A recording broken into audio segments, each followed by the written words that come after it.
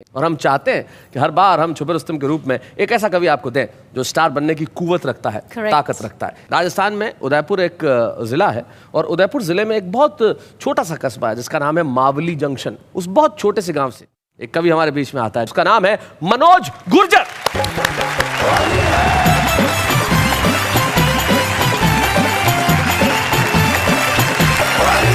चलिए सर, मैं आपकी तरफ नहीं देखूंगा। कारण है इसका कि मेरी पत्नी ने मुझसे कह रखा है कि लट से तारे और सर से चांद फोड़ दूंगी, फूंक मारूंगी तो सारी नदियां मोड़ दूंगी, और मेरे अलावा अगर किसी की तरफ आंख उठाई तो समझ लेना तेरी गर्दन मरोड़ दूंगी।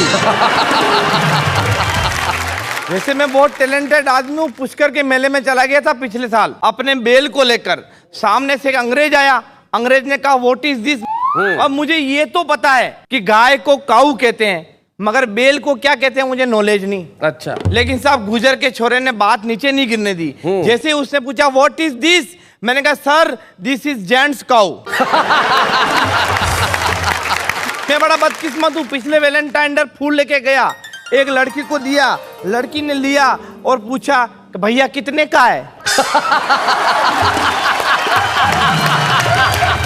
मैंने कहा मैं पुष्प विक्रेता नहीं हूँ, ये तो मेरी तरफ से तुम्हें अपने प्रेम का इजहार है। वो बोली इधर देख, तेरी बगल में जो खड़ा है वो गुलदस्ता लेके पहले से ही जीजा बन के तैयार है।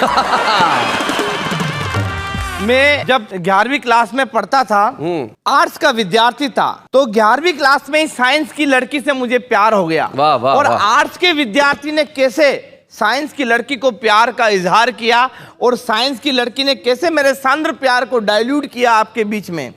आर्ट्स का इजहार कि है स्वप्न सुंदरी दिल की रानी, सुन ले मेरे प्यार की कहानी, स्वर्ग की अप्सरा जन्नत की नूर, जा रही क्यों दिल से दूर। क्या बात है। तू मेरी है प्रेम दीवानी, मैं तेरे सपनों का राजा, और न तड़पा बाहों में आजा, मुझको अपने नयनों में बसा ले, जिगर के खोपचे में कहीं भी फंसा ले। ओ मेरी प्रेयसी, ओ मेरी सका, इश्क का स्वाद अब तक न चका। क्या बात है। मृग नयनी शाम की राधा, बिन तेरे हो गया मैं आधा, तेरे वियोग में मैंने क्या क्या दुख नहीं झेला है, तेरा प्यार मेरी नस नस में भ्रष्टाचार की तरफ फैला। वाह वाह वाह वाह, बहुत अच्छे। तो मुझको अपने दिल में जरा सी जगह दीजिए। साइंस की लड़की का जवाब सुनना, दिल तो पहले से ही फुल है, आप फेफड़ों में रह लीजिए।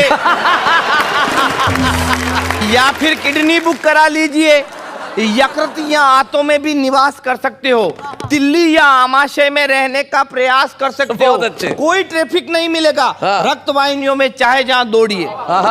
WBC RBC से अपना नाता जोड़िए। अब तुम कहो तो तुमको माइटोकॉन्ड्रिया में फिट कर दें।